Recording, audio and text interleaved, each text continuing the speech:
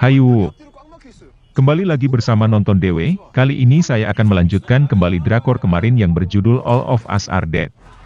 Setelah kemarin episode 3, di mana Hyung-soo berubah jadi zombie karena ulah Nayeon. Nayeon akhirnya pergi dari ruangan itu dan diikuti oleh Guru Park. Hai bagaimanakah nasib Nayeon dan Guru Park di luar dan apakah ada yang akan berubah jadi zombie? Tidak ada yang tahu.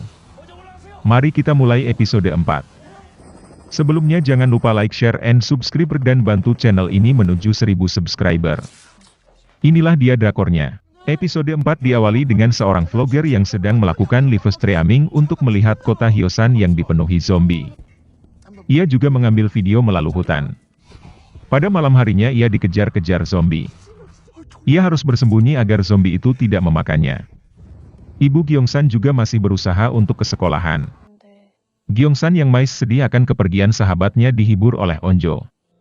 Mereka semua termenung karena Guru Park juga ikut keluar.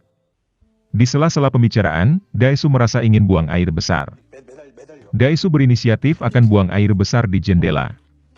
Kemudian Onjo membuat WC darurat menggunakan bahan-bahan seadanya. Karena ia sudah pernah diajari oleh ayahnya. Begitu pula di ruangan ayahnya, ia membuatkan WC buatan untuk para anggota dewan. Akhirnya mereka bisa ke WC. Dalam perundingan mereka akan melakukan gerakan pada esok harinya, mereka akan tinggal semalam di sini. Di ruangan ayahnya, mereka akan pergi ke atap karena besok akan ada onjemputan yang dilakukan oleh helikopter. Guinam yang berada di luar sekolah mencoba melarikan diri menggunakan sepeda, namun rantainya putus dan membuat ia harus berlari kembali ke dalam. Ia masuk ke sebuah ruangan di mana terdapat beberapa zombie, namun ia bisa mengalahkan semuanya.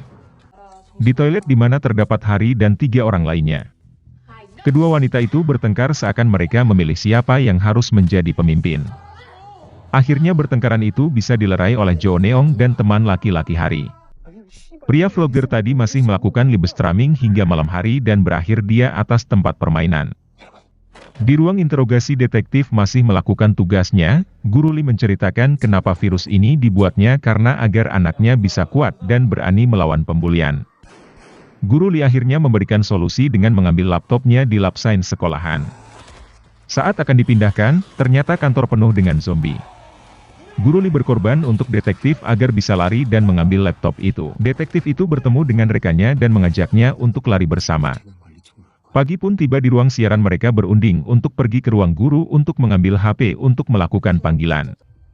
Di atap sekolah, wanita yang pada episode 1 dilecehkan ia akan pergi ke ruang guru untuk menghancurkan HP agar videonya tidak terpost sesuai jadwal. Gyeongsan dan Soo-hyuk melalui dinding serta wanita tadi digigit oleh zombie namun anehnya ia tidak sepenuhnya berubah jadi zombie dan kehilangan ingatan.